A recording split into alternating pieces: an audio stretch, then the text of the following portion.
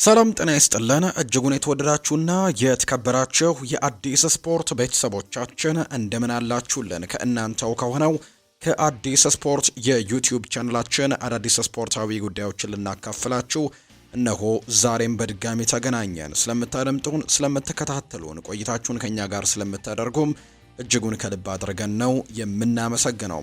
በዛሬ ፕሮግራማችን የተለያዩ ስፖርታዊ ጉዳዮችን ወደ እናንተ እናደርሳለን። ከነዚህ መካከል ትላንትና የአፍሪካ ዋንጫ ጅማሮን አድርጓል። ትላንትና በተለያዩ ስነ ስርዓቶች ነው የአፍሪካ ዋንጫ ጅማሮን ያደረገው። ሞሮኮ ትላንትና ከኮሞሮስ ጋር ደግሞ የመጀመሪያው ጨዋታዋን ድል አድርጋለች። የሞሮኮ ብሔራዊ ቡድንንም የተመለከተ ጉዳይን ወደ እናንተ እናደርሳለን።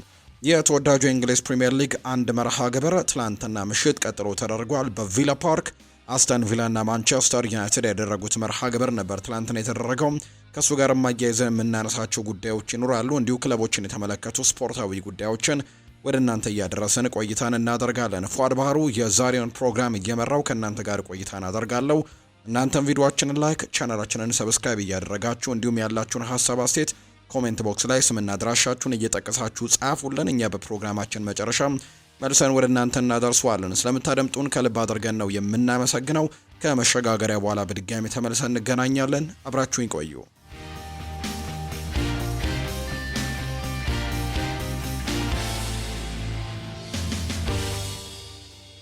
የሀገር ውስጥ አንድ ጉዳይን በማስቀደም እንጀምር። በኢትዮጵያ ፕሪሚየር ሊግ መርሃ ግብር ትላንትና ሲዳማ ቡና ከቅዱስ ጊዮርጊስ ጋር ያደረጉትን ጨዋታ 1-1 በሆናቸው ውጤት አጠናቀዋል። የሲዳማ ቡናን ግብ ፍጹም ጥላሁን በራሱ መረብ ላይ ሲያስቆጥር፣ ሀብታሙ ጉልላት ቅዱስ ጊዮርጊስን አቻ ማድረግ ችሎ ነበር። በተመሳሳይ ሰዓት በተደረገ ሌላኛው ጨዋታ ደግሞ መቻል ከኢትዮ ኤሌክትሪክ ጋር ያደረጉትን ጨዋታ 0-0 በሆናቸው ውጤት ነው ጨዋታቸውን ያጠናቀቁት። እንዲሁም አዳማ ከተማ ከድሬዳዋ ከተማ ጋር ያደረጉት መርሃ ግብርም አንዳቻ በሆነ ውጤት ጨዋታው ሲጠናቀቅ የአዳማ ከተማን ግብ ነቢል ኑሪ ሲያስቆጥር፣ ያሬድ ታደሰ ደግሞ ድሬዳዋ ከተማን አቻ ማድረግ የቻለ ተጫዋች ነው።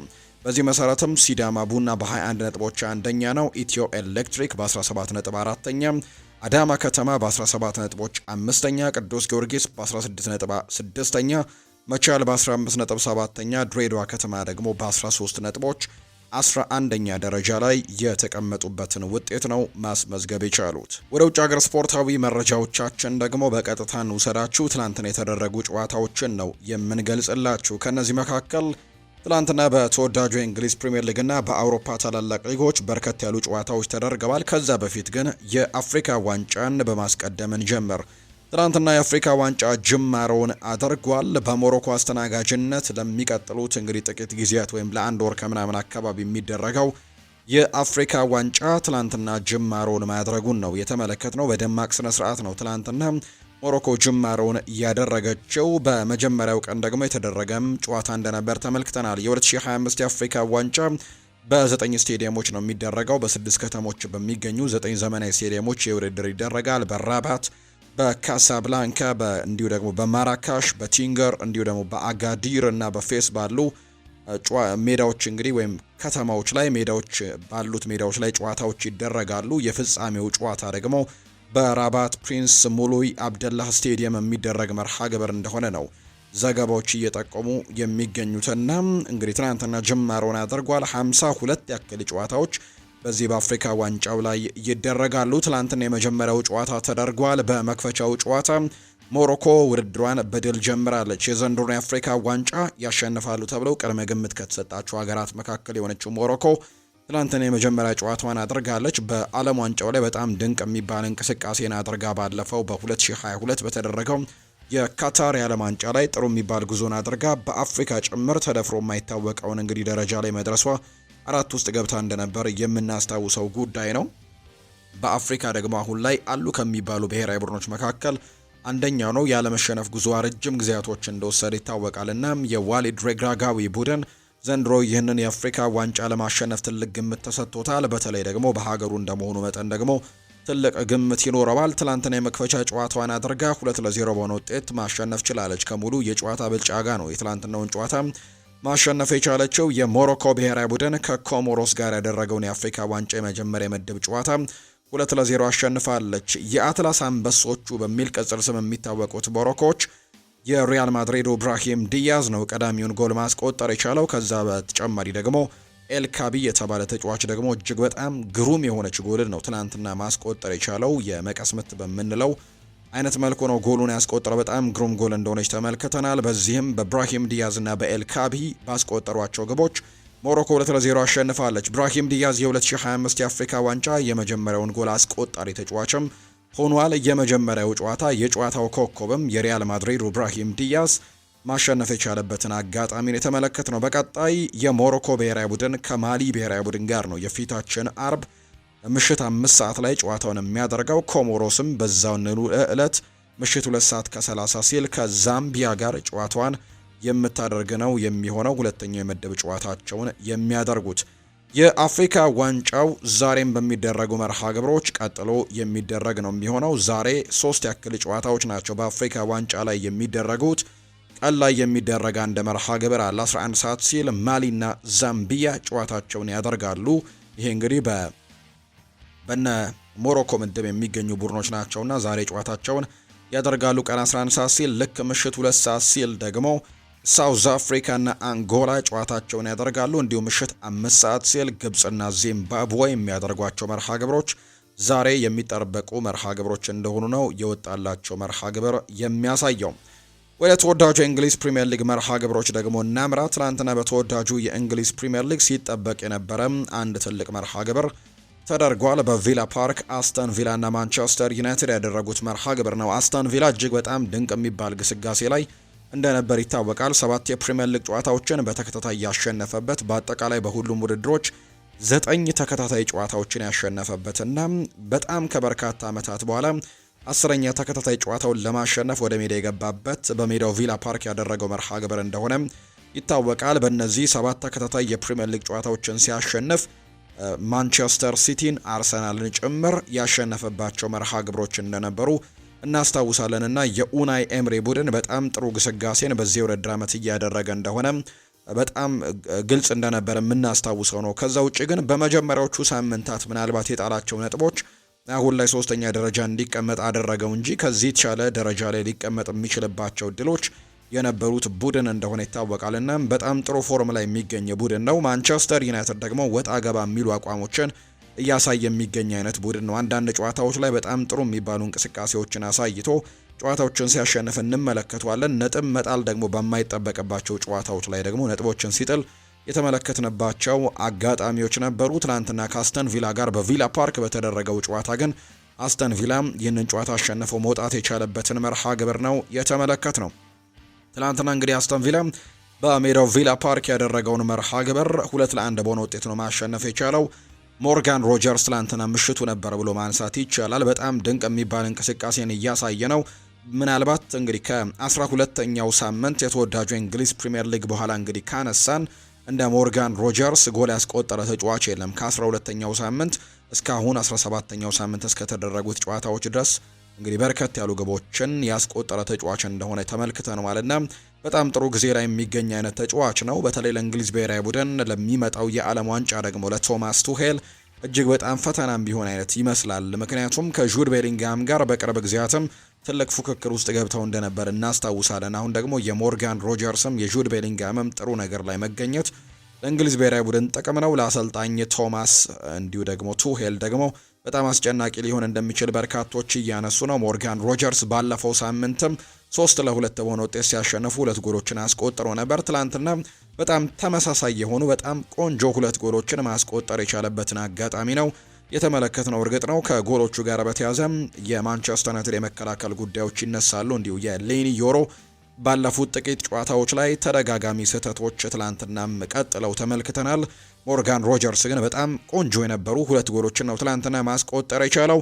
ማቲያስ ኩኛ ለማንቸስተር ዩናይትድ ጎል አስቆጥሮ ነበር። ነገር ግን ቡድኑን ግን ከሽንፈት መታደግ ያልቻለበትን አጋጣሚ ነው የተመለከትነው። በተለይ ማንቸስተር ዩናይትዶች በመጀመሪያው 45 የጨዋታ ክፍለ ጊዜ በቤንጃሚን ሼስኮ 2 ጥሩ የሚባሉ ሙከራዎችን ወይም ደግሞ ጥሩ ድሎችን አግኝቶ ሳይጠቀምባቸው የቀረባቸውን አጋጣሚዎች ተመልክተናል። ምናልባት እነሱን ማስቆጠር ቢችሉ ኖሮ የተሻለ ውጤትን አስመዝግበው መውጣት የሚችሉበት እድል እንዳለ ነው በርካቶች የሚያነሱት። የትላንትናው ጨዋታ ማንቸስተር ዩናይትድ በተለይ ወሳኝ የሚባሉ ተጫዋቾችን አጥቶ የተጫወተው ወይም ደግሞ ያደረገው መርሃ ግብር እንደሆነ ይታወቃል። እውነቱን ለመናገር ማንቸስተር ዩናይትድ በትላንትናው ጨዋታ ላይ ጥሩ የሚባልን እንቅስቃሴ ማድረግ የቻሉበትን አጋጣሚ ነው የተመለከትነው።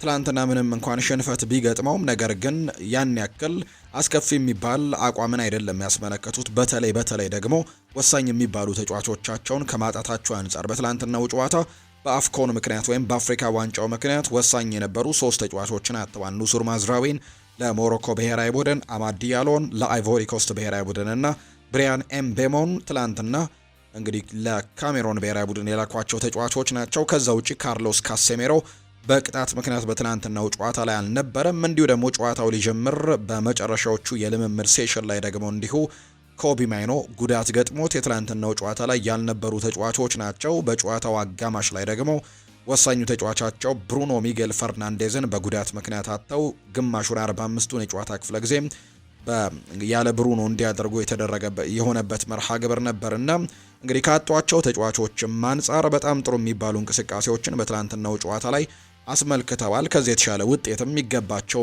ነበር የሚሉ ደግሞ ሀሳቦች በትልቁ ይነሳሉ። በትላንትናው ጨዋታ ላይ ሴኔ ላሜንስን በግብ ጠባቂነት ተጠቅመዋል። የተከላካይ መስመሩን አልለወጠም። ሉክ ሻውን ከአይደን ሄቨን እና ከሌኒ ዮሮ ጋር ነው አጣምሮ ትላንትና የጀመረው። ዶርጉ፣ ብሩኖ ሚጌል ፈርናንዴስ፣ ማኑኤል ኡጋርቴ እና ዲየጎ ዳሎ፣ ማውንት፣ ኩኛ እና ሴሽኮ በትላንትናው ጨዋታ ላይ በቋሚ አስተላለፍ ውስጥ የተካተቱበትን አጋጣሚ የተመለከትነው። ትላንትና ማንቸስተር ዩናይትዶች ታዳጊ የሚባሉ ተጫዋቾችን ቀይሮ ሲያስገባ ነበር።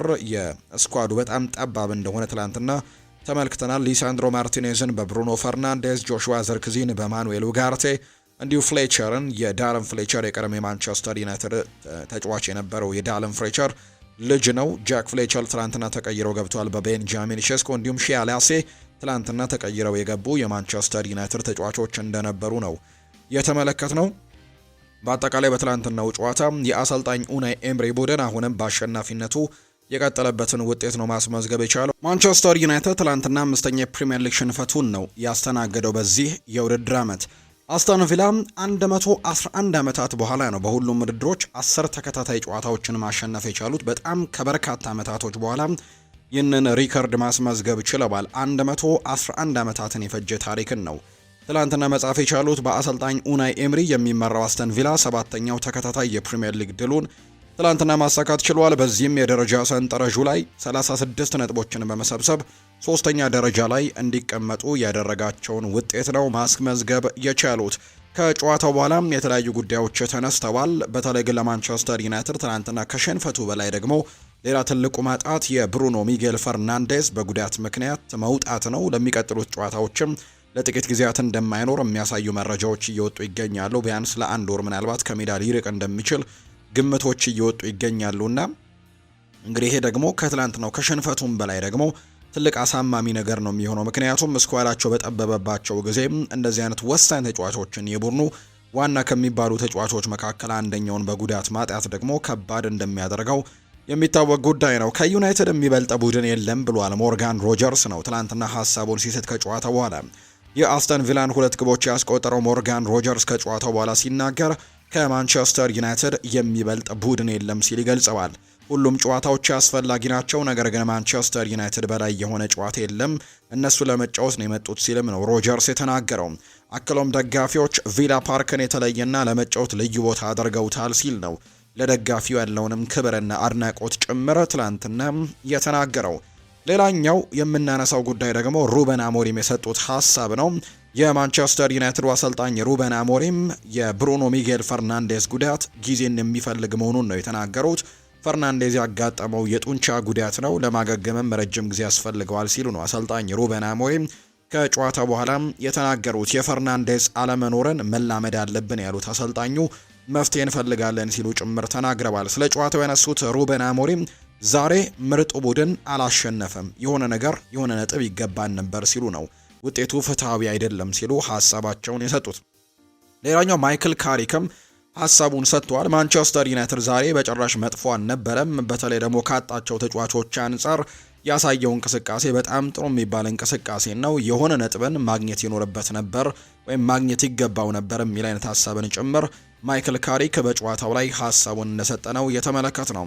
ሩበን አሞሪም ሌላኛው ያነሱት ሀሳብ ጨዋታውን የተመለከቱ ሁሉ እኛ የተሻለ ቡድን እንደነበርን ያውቃሉ ሲልም ጭምር ነው ሩበን አሞሪም የተናገረው። ነገር ግን እድለኞች ያልነበርንም፣ በተለይ ከብሩኖ ፈርናንዴዝ ከሜዳ መውጣት በኋላ እድለኞች ያልነበርንም በጨዋታው ላይ ሲልም ጭምር ነው የተናገረው። ኮቢ ማይኖ ለኒውካስል ዩናይትዱ ጨዋታ አይደርስም የሚሉ ነገሮች እየተነሱ ይገኛሉ። እንግዲህ ብሩኖ ፈርናንዴዝ ጉዳት ላይ መሆኑን ተከትሎ እንግዲህ ከዚህ በፊት ሲነሳ የነበረው የእሱን ቦታ የሚተካው ተጫዋች ወይም ደግሞ የብሩኖ ተጠባባቂ ነው ኮቢ ማይኖ ሲባል ነበር። ነገር ግን እሱም በሚቀጥለው ጨዋታ ላይ እንደማይኖር ነው የተነገረው።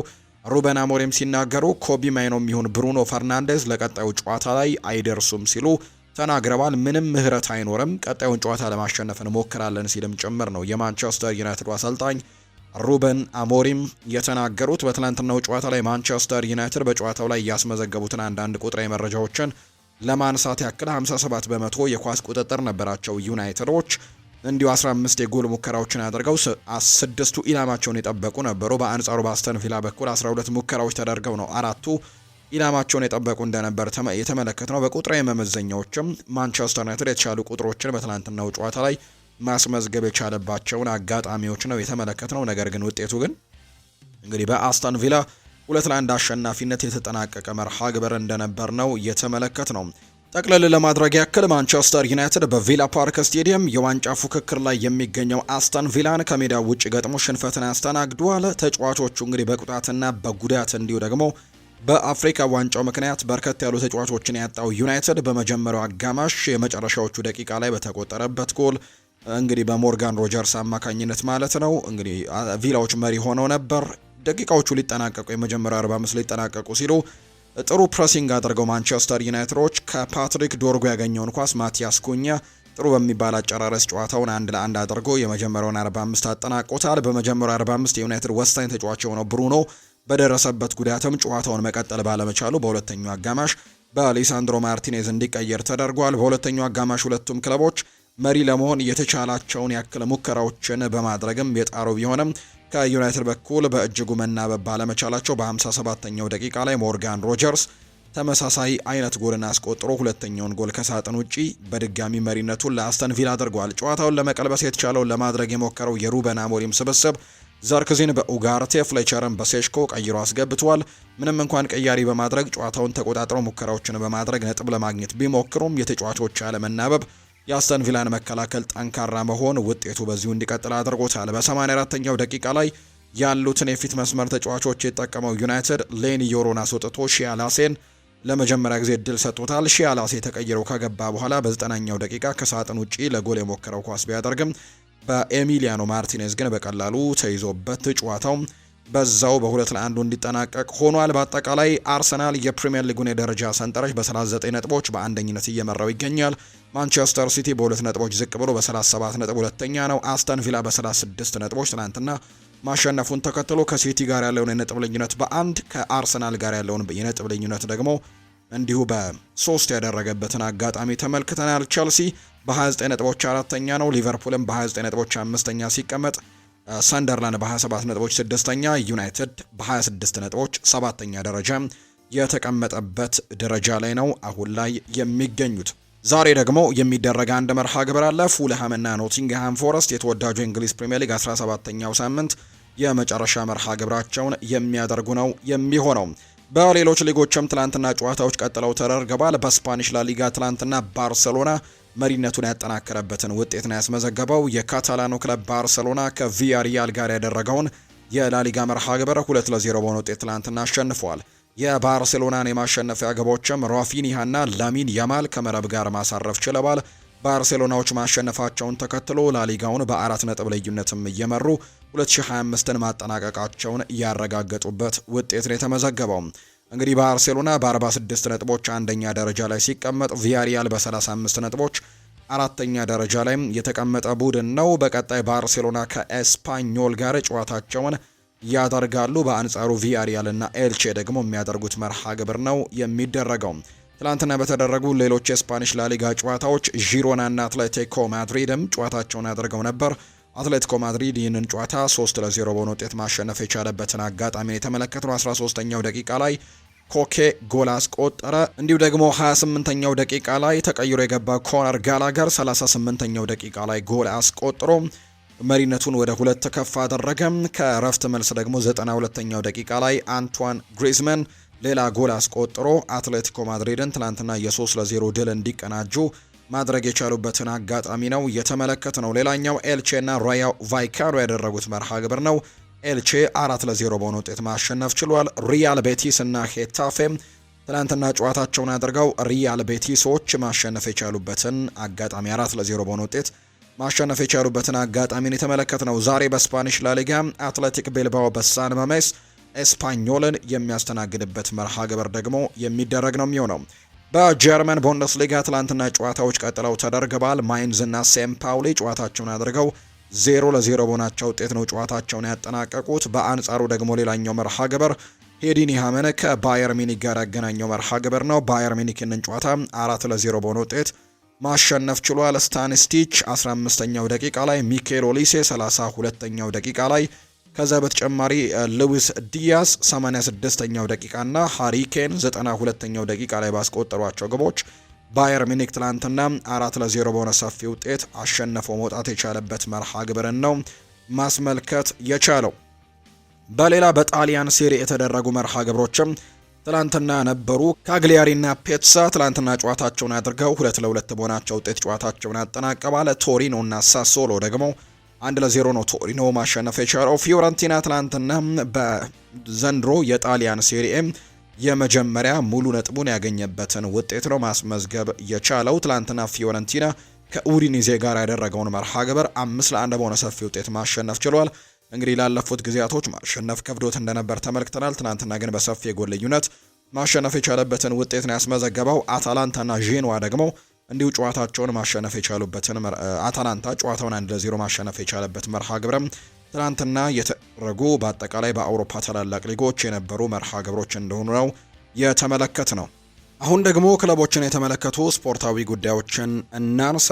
አርሰናልን የተመለከቱ መረጃዎችን እናስቀድም። አርሰናል እንግዲህ በቀጣይም በዕለተ ማክሰኞ ማለትም ነገ ጨዋታውን ያደርጋል። በካራባኦ ካፕ ሩብ ፍጻሜ የሚያደርገው መርሃ ግብር ነው። ባለፈው ሳምንት መደረግ የነበረበት ጨዋታ ነው። ነገር ግን ክሪስታል ፓላስ የዩሮፓ ሊግ መርሃ ግብር ስለነበረበት ነው ወደዚህኛው ሳምንት እንደተላለፈ የምናስታውሰው ጉዳይ ነው። የፊታችን ማክሰኞ ልክ ምሽት 5 ሰዓት ሲል ነገ ምሽት ማለት ነው ጨዋታቸውን ያደርጋሉ።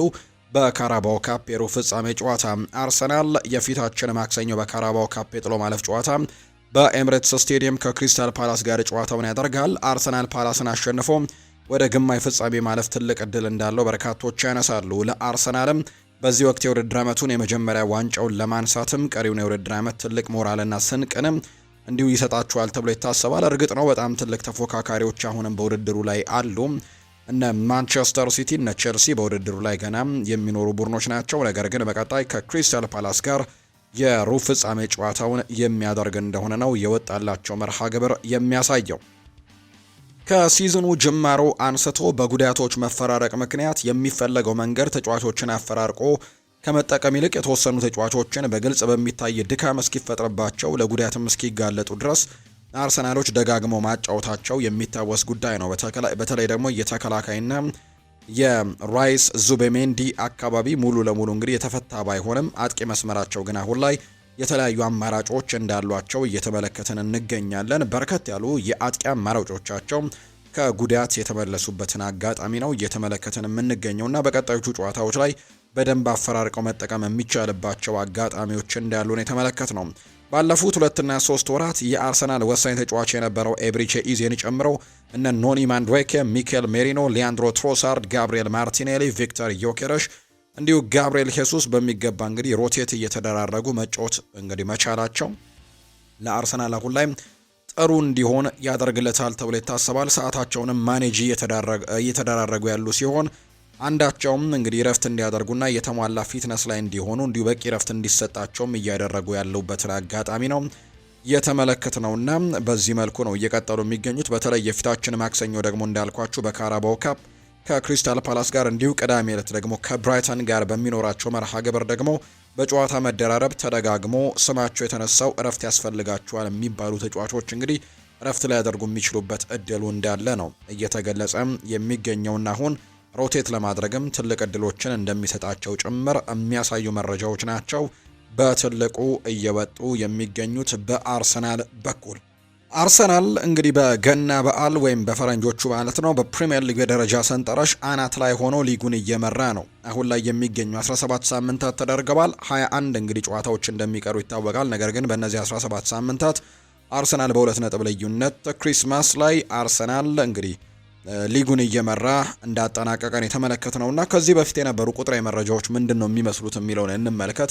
አርሰናል ክሪስማስ ላይ አንደኛ ሆኖ ባጠናቀቀባቸው ጨዋታዎች ላይ አመቱን በምን መልኩ ጨረሰ የሚለውን ስንመለከት በ2002-2003 እንግዲህ ክሪስማሱን አንደኛ ሆኖ ነበር ያጠናቀቀው። ነገር ግን በአጠቃላይ ውድድር አመቱ ሁለተኛ ደረጃን ይዞ ነው ያጠናቀቀው።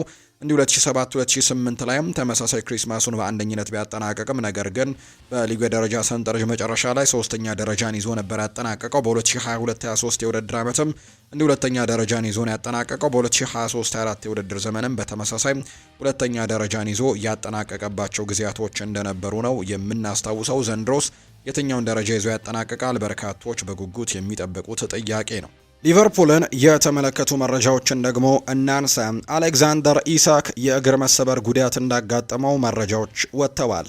በቶትናሙ ጨዋታ ጉዳት ያጋጠመው አሌክዛንደር ኢሳክ ለረጅም ጊዜ ከሜዳ ሊርቅ እንደሚችል ነው ይፋ የተደረገው። አሌክዛንደር ኢሳክ ባጋጠመው ጉዳት ምክንያትም የእግር መሰበር አደጋም ሳይገጥመው እንዳልቀረ ነው ዘ አትሌቲክ ያስነበበው። ሊቨርፑል ስለ ጉዳቱ እስካሁን ያለው ነገር ባይኖርም የሕክምና ምርመራው ግን የተጫዋቹን እግር ስለመሰበሩ ስጋቶች እንዳሉ ነው ያረጋገጠው። አሌክዛንደር ኢሳክ በቀጣይ ከጉዳቱ አገግሞ ወደ ሜዳ ለመመለስም የተወሰኑ ወራት ሊያስፈልገው እንደሚችል የሚያሳዩ መረጃዎች ናቸው የወጡት። የአይዛክ እግር መሰበር እንግዲህ ከተረጋገጠ ለምን ያክል ጊዜ ከሜዳ ሊርቅ ይችላል የሚሉ ጥያቄዎች ሲነሱ የተጫዋቹ እግር ሊሰበር የአጥንት መዛነፍ ከሌለው እስከ 3 ወራትና 4 ወራት ከሜዳ ይርቃል። የአጥንት መዛነፍ ካለውና ቀዶ ጥገና ካስፈለገው ደግሞ እስከ 6 ወራት ድረስ ከሜዳ ሊርቅ የሚችልበት እድሉ እንዳለ ነው የሚነገረው። ስለዚህ ቀለል ያለ ከሆነ ስብራቱ ከ3 ወራት፣ ከበድ ካለ ደግሞ እስከ 6 ወራት ሊርቅ የሚችልበት እድሉ እንዳለ ነው መረጃዎች እየወጡ የሚገኙትና እንግዲህ ሊቨርፑሎች ተጫዋቹ በጉዳት ምክንያት ማጣታቸውን ተከትሎ ምናልባት በጥሬ ተጫዋቾች የዝውውር መስኮት ወደ ዝውውር ገበያው ላይ ሊወጡ እንደሚችሉ የሚያሳዩ መረጃዎች ናቸው የወጡት። ፍሎሪያን ቨርትስ ከተጫዋቾች ጉዳት ጋር በተያያዘ ጥያቄ ቀርቦለት ነበር። አሌክዛንደር ኢሳክ እድለኛ አልነበረም፣ ጉዳቱ በጣም ከባድ እንዳልሆነ ተስፋ አደርጋለሁ፣ በቅርቡም ወደ ቡድኑ ተመልሶ ደህና እንደሚሆን ተስፋ አደርጋለሁ ሲል የተናገረው። ሌሎች ጉዳቶችም ከባድ ናቸው ብዬ አላምንም ሲልም ጭምር ነው ፍሎሪያን ቨርትስ ስለ አሌክዛንደር ኢሳክ ጉዳትና ሊቨርፑል ቤት ስለተፈጠሩ የጉዳት መረጃዎችም ሀሳቡን የሰጠው። ሌላኛው ሁጎ ኤኪቲኬ ነው ሀሳቡን የሰጠው። በጣም አካላዊ ነበር፣ ብዙ ግጭቶች ነበሩብን፣ እናም አንዳንድ ጊዜ አስቸጋሪ ይሆናል። ያ በእውነቱም እግር ኳስ አልነበረም፣ ትንሽ ከመጠን በላይ ነበር። ያ ግን በእግር ኳስ አካል ነው፣ ታላቅም ነገርም ነበር፣ እናም አሸንፈናል ሲልም ጭምር ነው የተናገረው ሁጎ ኤኪቲኬ ሀሳቡን ሲሰጥ። የማንቸስተር ዩናይትድን ጉዳዮች ደግሞ እናንሳ። የሩበን ኔቬሽ የዝውውር ዋጋ ምን ያክል ነው የሚለውን እንመልከት። ፖርቱጋላዊው የ28 ዓመቱ አማካይ ፖርቱጋልን በመጪው የዓለም ዋንጫ ቋሚ ተሰላፊ ሆኖ ማገልገል ስለሚፈልግ በጥር ተጫዋቾች የዝውውር መስኮት ከሳዑዲ አረቢያ ሊግ መውጣት እንደሚፈልግ ነው የተነገረው።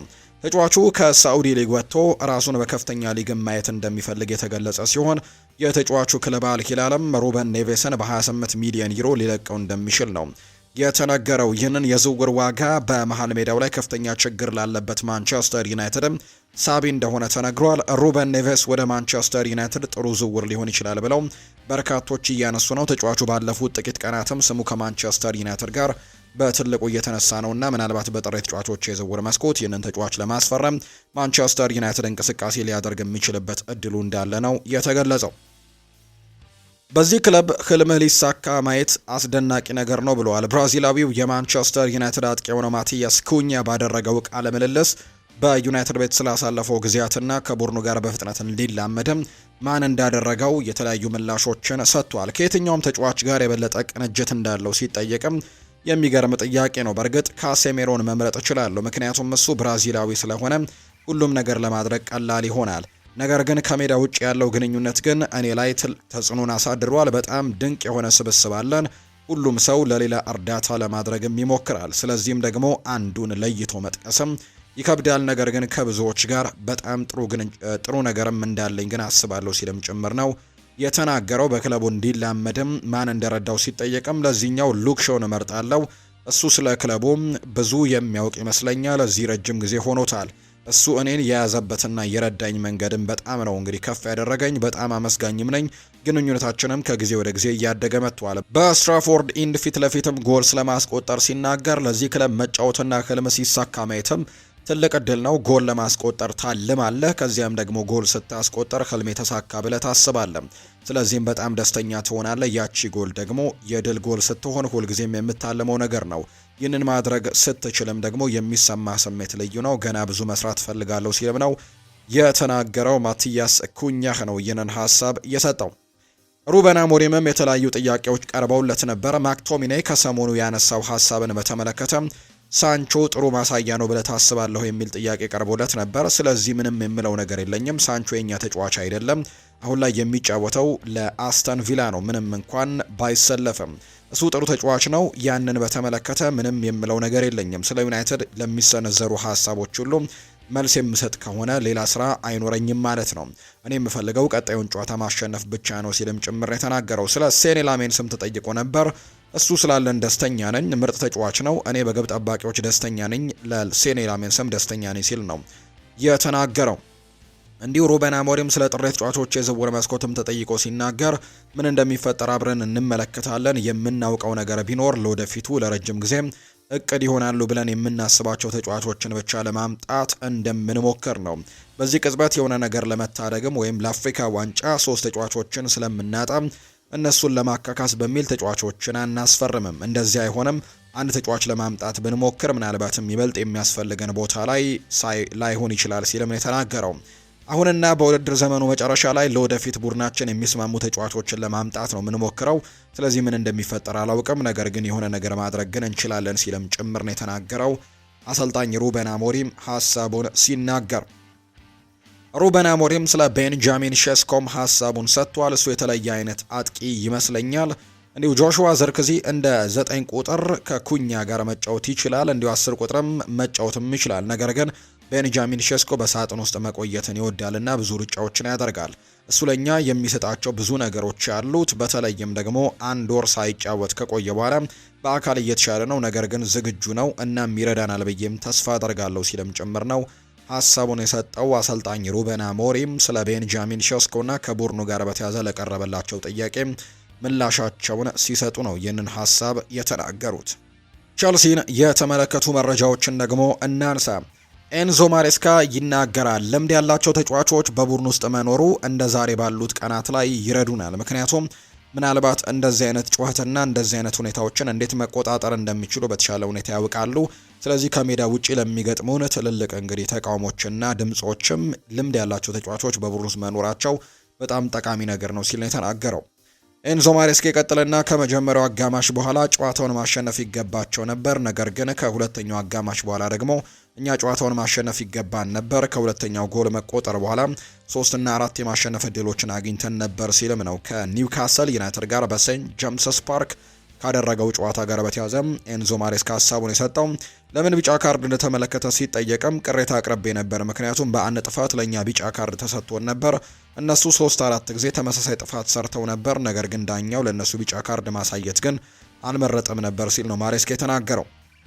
ስለዚህ ሳምንት ሲናገርም ኤቨርተንን አሸንፈናል፣ ግማሽ ፍጻሜ ደርሰናል ካራባው ካፕ ላይ እና ከኒውካስል ዩናይትድ ጋር ደግሞ አቻ ወጥተናል። ጠቃሚ ውጤት ነው። በተጫዋቾቼ ምላሽም በጣም ደስተኛ ነበርኩኝ ሲል ጭምር ነው ኤንዞ ማሬስካ ሀሳቡን የተናገረው። በዚህ የሲቲ ጉዳዮችን እናንሳ። የማንቸስተር ሲቲ ቅድሚያ የሚሰጠው ጉዳይ አንቷን ሴሜኒዮን ማስፈረም እንደሆነ ይናገራል። ዘ ጋርዲያን እንደዘገበው ከሆነ ማንቸስተር ሲቲ ይህንን ተጫዋች ለማስፈረም ትልቅ ፍላጎት እንዳለው የሚያሳዩ መረጃዎች ናቸው በትልቁ እየወጡ የሚገኙት። በተለይ ይህንን ተጫዋች ለማስፈረም ግን ከማንቸስተር ዩናይትድ ጋር በጣም ትልቅ የሚባል ፉክክርን የሚያደርጉ ይሆናል ተብሎ ይጠበቃል። ማንቸስተር ሲቲ እንግዲህ አንቷን ሴሜኒዮን ለማስፈረም ትልቅ ፍላጎት እንዳለው የሚያሳዩ መረጃዎች ወጥተዋል። ነገር ግን ከከተማ ተቀናቃኛቸው ዩናይትድ ትልቅ ትንቅንቅ ይጠብቃቸዋል። ማንቸስተር ሲቲ ሳቪኒሆን ከጥር ወር ዝውውር መስኮት ለመልቀቅም ክፍት ሆነዋል ተብሏል። ክለቡ ሳቪኒሆን ከውድድር ዓመቱ መጀመሪያ ጀምሮ ባሳየው ብቃትም ቅር መሰኘታቸው ነው እየተነገረ የሚገኘውና ይህንን ተጫዋች ለመልቀቅ ፍላጎቱ እንዳላቸው የሚያሳዩ መረጃዎች ናቸው አሁን ላይ እየወጡ የሚገኙት። የሪያል ማድሪድን ጉዳዮች ደግሞ ወደ እናንተ እናደርስ። በጥሩ ብቃት ላይ አይደለሁም እንዳልሆንኩም ደግሞ ይሰማኛል። በሁሉም ቀናቶች ከሎፔዝ እና ከሌሎች የቡድኑ ግብ ጠባቂዎች ጋር በመሆን ጠንክረን እንሰራለን ብሏል ቲቦ ኮርቶባ ሲናገር። ውጤቱ 1-0 ባለበት ወቅት የተወሰኑ ኳሶችን አድኛለሁ። እሱ ደግሞ የኔ ግዴታ ነው። ዋናው ጠቃሚ ነገር አሸንፈናል። ነገር ግን አሁንም መሻሻል ያሉብን ነገሮች አሉ። ቀጣይ የሚኖረን የእረፍት ቀናትም ነገሮችን ለማሻሻል እንደሚረዳን ተስፋ አደርጋለሁ ሲልም ነው ቲቦ ኮርቶባ ከጨዋታው በኋላ የተናገረው። ቪኒሲዮስ ጁኒየር አሁንም ከምርጥ ብቃቱ ርቆ እንደሚገኝ ያውቃል። ነገር ግን አሁንም ጠንክሮ እየሰራ ነው። እናም እድሎችን ለመፍጠርም እንዲሁም ወደ ተጋጣሚ ግብ ክልል ለመግባትም ጥረት እያደረገ እንደሚገኝ ነው የተነገረው። ከትናንትና በስቲያ ምሽትም ለኤምባፔ 2 እድሎችን ቢያስገኝም ኬሊያን ግን ወደ ግብነት ሊቀይረው አልቻለም። የኢንስታግራም ባዮንም ጭምር መቀየሩ ነገሮች ጥሩ እንዳልሆኑ የሚያሳዩ አይነት ምልክቶች እንዳሉ ነው ሆሴ ፌሊክስ ዲያስ የተናገረው። ቪኒሲዮስ በደጋፊዎችና በአስተዳደር ቦርዱም ድጋፍ ለማግኘት እየታገለ ነው። የሪያል ማድሪድ አስተዳደር ቦርድም አሁንም ቪኒን ይደግፈዋል። ነገር ግን በቅርቡ ከአድናቂዎቹና ከሚዲያዎች ከሌሎች ተጫዋቾችም ይልቅ ለብራዚላዊው ተጫዋች ያላቸው አመለካከት ጨምሯል። የአስተዳደር ቦርዱ በአሁኑ ጊዜም ከተጫዋቹ ብቃት ጋር አልተስማማም። ፍሎሬንቲኖ ፔሬዝ በገና እንኳን አደረሳችሁ መልእክቱ ላይ ለተጫዋቾች በሰጠው ጥብቅም የሆነ መግለጫ ይህ ብቃት ማንንም እንግዲህ የሚያስደስት አይደለም፣ ምንም ትርጉም የለውም ብሏል።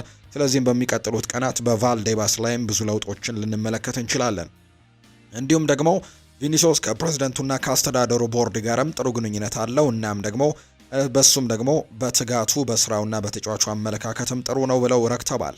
ነገር ግን በኤል ክላሲኮ ጨዋታ ላይ ከተከሰቱት ክስተቶች በኋላ ተጫዋቹ ከአድናቂዎቹ ጋር ያለው ግንኙነት ግን እንደ በፊቱ አልነበረም። እናም በቅርቡ የቪኒ ባህሪ ለውጥ እንኳን ልዩነት እንዳላመጣ ነው ሆሴ ፌሊክስ ዲያዝ መረጃውን ያጋራው። አንዳንድ የሪያል ማድሪድ ደጋፊዎች በቪኒሲዮስ ጁኒየር ብቃትም ተሰላችተዋል። ተጫዋቹ እያሳየ ያለው ሰሞንኛ ብቃትም ደጋፊዎች ትችት እንዲያነሱ ጭምር እንዳደረጋቸው ነው መረጃዎችን እያወጣ የሚገኘው ማርካ የተባለው የመረጃ ምንጭ። ሻቪ አሎንዞም ጥያቄ ቀርቦለት ነበር። ቪኒ ላይ ደጋፊዎች ስላሰሙት ጩኸት ሻቪ አሎንዞ ጥያቄ ቀርቦለት ምላሹን ሲሰጥ ደጋፊዎች ሁሌም የራሳቸውን አስተያየት የመስጠት ነጻነት አላቸው ሲልም ነው ሻቪ አሎንዞ ምላሹን የሰጠው። የሪያል ማድሪድ መሪዎች ሙሉ በሙሉ ከቪኒሲዮስ ጁኒየር ጎን ግን እንደሆኑ ጭምር ነው የሚነገረው። እሱንም ይደግፉታል ተብሏል። የሪያል ማድሪድ አመራሮች ቪኒሲዮስ ጁኒየር በሜዳ ላይ ከዳኞች ከደጋፊዎች ጋር የነበረበትን አለመግባባት በዚህ ውድድር ዓመት በማስተካከልና አዎንታዊ የባህሪ ለውጥን በማሳየቱ ደስተኞች ናቸው። በዚህም ያደንቁታል። ነገር ግን ከባርሴሎና ጨዋታ በኋላ ግን ከአንዳንድ የሪያል ማድሪድ ከደጋፊዎች ጋር ያለው ግንኙነት እንደተበጠሰ ነው። አሁንም የሚዲያና የደጋፊዎች ግፊትም ብቃቱ ላይ ችግር እንደፈጠረበትና መረጋጋት እንዳልቻለ ነው በርካቶች የሚያነሱ። ተጫዋቹ ከምርጥ ደረጃውና ጎል ከማስቆጠርም ርቆ መቆየቱን ቢቀበሉም በቆራጥነቱና በእድል ፈጠራው ግን ለሪያል ማድሪድ አሁንም ተጽዕኖ ፈጣሪ አካል እንደሆነ አድርገው የክለቡ አመራሮች እንደሚያምኑ የሚያሳዩ መረጃዎች ናቸው የወጡት። ፍሎሬንቲኖ ፔሬዝ አንድ ሀሳብ አላቸው። ከሊቨርፑል አሰልጣኝነታቸው በኋላ ወደ አሰልጣኝነት ያልተመለሱትና በተለየ ሚና ላፕዚሽ ቤት እየሰሩ ያሉትን የርገን ክሎፕን በሪያል ማድሪድ ሻቪ አሎንዞን በውድድር ዓመቱ መጨረሻ እንዲተኩ ለማሳመን ጥረት እያደረጉ ይገኛሉ። ፍሎሬንቲኖ ፔሬዝ ከዚህ በተጨማሪም በክለቡ 2 ትልልቅ ፊርማዎችንም እንደሚያደርግ ቃል ገብቷል። አንደኛው ትልቅ ልምድ ያለው የመሃል ተከላካይ ሲሆን ሁለተኛው ደግሞ ጥሩ የፕሬሲንግ ችሎታ ያለውና የጨዋታ ሪትምን መጠበቅ የሚችል ሚድፊልደር እንደሆነ ነው ዲፌንሳ ሴንትራል የተባለው የመረጃ ምንጭ ደግሞ እያጋራ የሚገኘው። ባርሴሎና ተጫዋቹ ጉዳት አጋጠመው። የካታላኑ ክለብ ባርሴሎና የተከላካይ ስፍራ ተሰላፊ የሆነው አንድሪያስ ክሪስቲያንሰን የጉልበት ጉዳት እንዳጋጠመው ነው ይፋ የሆነው። አንድሪያስ ክሪስቲያንሰን በጉልበቱ ላይ በከፊል የኤሲኤል ጉዳት እንዳጋጠመው የተነገረው። ተጫዋቹ የቀዶ ሕክምና እንደሚያስፈልገውም ተጠቁሟል። ክሪስቲያንሰን በጉልበት ጉዳት ምክንያትም እስከ 4 ወራት ከሜዳ ሊርቅ እንደሚችል ነው መረጃዎቹ የወጡት። ዓለም ዋንጫውን ለማሸነፍ ሁሉንም እናደርጋለን ብሏል ኔይማር ጁኒየር። ብራዚላዊው የፊት መስመር ተሰላፊ የሆነው ኔይማር በቀጣይ የዓለም ዋንጫም ለማሸነፍ ሁሉንም እንደሚያደርግ ነው የተናገረው። የዓለም ዋንጫውን ለማሸነፍ የምንችለውን ሁሉ የማንችለውንም ሁሉ እናደርጋለን፣ ሐምሌ ላይ ታዘቡኝ ሲልም ነው ኔይማር ጁኒየር አስቴቱን የሰጠው። አክሎም ብራዚል ለዓለም ዋንጫ ፍጻሜ የምትደርስ ከሆነ በፍጻሜ ጎል እንደማስቆጥርም ቃል እገባለሁ ሲልም ጭምር ነው ብራዚላዊው ኔይማር ሐሳቡን የተናገረው። የ2025 የአፍሪካ ዋንጫም ትላንትና ምሽት በደማቅ ሁኔታ ጅማሮን በሞሮኮ ራባት አድርጓል። አዘጋጇ ሀገር ሞሮኮም ለዋንጫው ቅድመ ግምት ከተሰጣት ብሔራዊ ቡድን ቀዳሚ ሆናለች።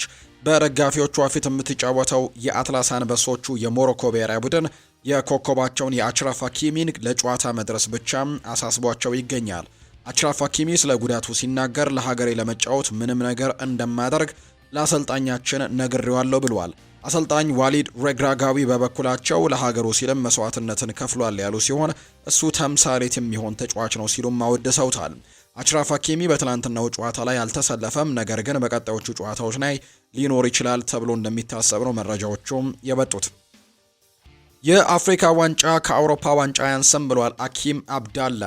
የኮሞሮስ ብሔራዊ ቡድን የኋላ መስመር ተሰላፊ የሆነው አኪም አብዳላ የአፍሪካ ዋንጫ በትልቅ ደረጃ ያለ መሆኑን ይናገራል። የአፍሪካ ዋንጫ እንደ አውሮፓ ዋንጫ ነው፣ የሚጎድለው ነገር የለም ያለው ተጫዋቹም ይህንን ካለፈው አፍሪካ ዋንጫ ማየት ትችላላችሁ ብሏል። እሱም አሁን ላይ የአፍሪካ እግር ኳስ በከፍተኛ ሁኔታ እያደገ ነው፣ የኩራት ምንጭም ሆኗል እንዳለን የተነገረው ዓለም እያየው እንደሆነም እናውቃለን ሲል ተናግሯል። የሞሮኮ ብሔራዊ ቡድን በጣም ጥሩ ቡድን እንደሆነም ገልጿል። እነሱ አንደኛው ናቸው፣ አንፈራቸውም ነበር፣ ነገር ግን ጨዋታውን ተሸንፈናል። ቢሆንም ግን በጣም ጥሩ ቡድን እንዳላቸው ግን አውቃለሁ። ጥሩ ተጫዋቾች ያሏቸው፣ ነገር ግን ማናቸውም የማያሰጉን ነበሩ። ጨዋታውን ግን ተሸንፈን ወጥተናል ሲልም ነው የተናገረው። ዋንጫውን እናሸንፋለን ያለው ደግሞ ግብፃዊው መሐመድ ትሬዜጌው ነው። የግብፅ ብሔራዊ ቡድን የተጫዋች የሆነው መሐመድ ትሬዜጌው ቡድናቸው ዋንጫውን ለማሸነፍም እንደሚፋለም ነው የተናገረው። 2 ጊዜ ለፍጻሜ ደርሻለሁ፣ እንደ ፈጣሪ ፍቃድ በዚህ ዓመት ግን ዋንጫውን እናሸንፋለን ሲል መሐመድ ትሬዜጌ ሀሳቡን ሰጥቷል። አክሎም ግብጽ በርካታ ዋንጫዎችን ያሸነፈች ሀገር ነች፣ ሁልጊዜም የአፍሪካ ታሪካዊ ተጫዋቾች የወጡት ከግብጽ ነው ሲልም ነው የተደመጠው። ትልቅ ስኬት ወይም ታሪካዊ ተጫዋችን ብትፈልጉ 4 ወይም 5 ግብጻውያንን ታገኛላችሁ ሲል ነው መሐመድ ትሬዜጌ ሀሳቡን የሰጠው። ሞሮኮ የመጣ ነው ዋንጫ ለማሸነፍ ነው ያለው ደግሞ ሆሳም ሐሰን ነው። የግብጽ ብሔራዊ ቡድን አሰልጣኝ የሆነው ሆሳም ሐሰን ግብጽ በአፍሪካ ዋንጫው የበላይ መሆን እንደሚጠበቅባት ነው የተናገሩት። ከዛሬው እንግዲህ የዚምባብዌ ጨዋታ በፊት አስተያየታቸውን የሰጡት አሰልጣኙም ወደ ሞሮኮ የመጣ ነው ዋንጫ ለማሸነፍ ነው ብለዋል።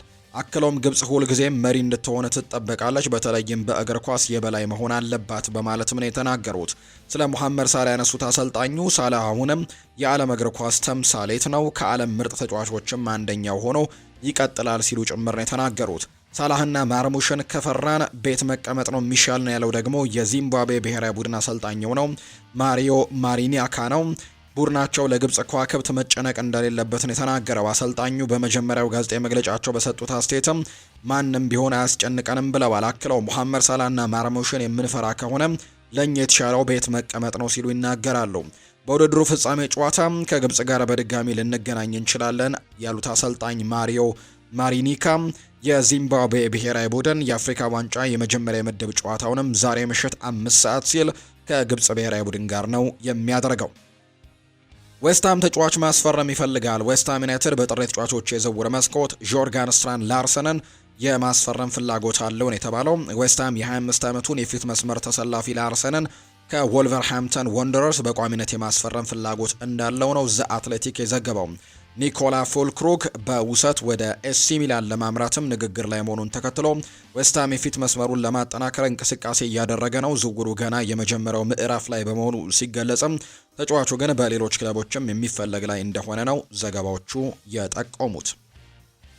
የተወደዳችሁና የተከበራችሁ ቤተሰቦቻችን ለዛሬ ያዝንላችሁ አዳዲስ ስፖርታዊ ጉዳዮቻችን እነዚህን ነው የሚመስሉት። ስላደመጣችሁን፣ ስለተከታተላችሁን፣ ቆይታችሁን ከኛ ጋርም ስላደረጋችሁ እጅጉን ከልብ አድርገን ነው የምናመሰግነው። ፉአድ ባህሩ የዛሬውን ፕሮግራም እየመራው ከእናንተ ጋር ቆይታን አድርግ ያለው። በቀጣይ ፕሮግራሞቻችን ሌሎች ስፖርታዊ ጉዳዮችን አካተን በድጋሚ ተመልሰን የምንገናኝ ይሆናል። ስላደመጣችሁኝ፣ ስለተከታተላችሁኝ፣ ቆይታችሁም ከኛ ጋር ስለነበረ እጅግ ከልብ አድርገን ነው የምናመሰግነው። በቀጣይ ፕሮግራሞቻችን ሌሎች ስፖርታዊ ጉዳዮችን ይዘን በድጋሚ ተመልሰን የምንገናኝ ይሆናል። መልካም ጊዜ እንዲሆንላችሁ ነው በአክብሮት የምመኘው።